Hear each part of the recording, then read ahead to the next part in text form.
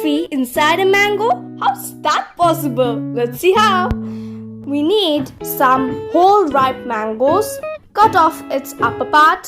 Take out the seed and add the rest of the pulp in the seed and freeze it for half an hour. And then let's do the same for the other mangoes. Now boil some milk for half an hour and then keep some aside and add milk powder to it and then add it to the boiling milk. Then add 1 tablespoon of sugar, 1 teaspoon of elaichi and the milk is done.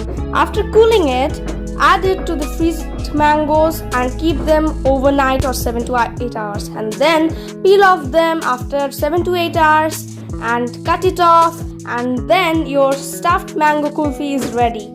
I can't wait to taste it out.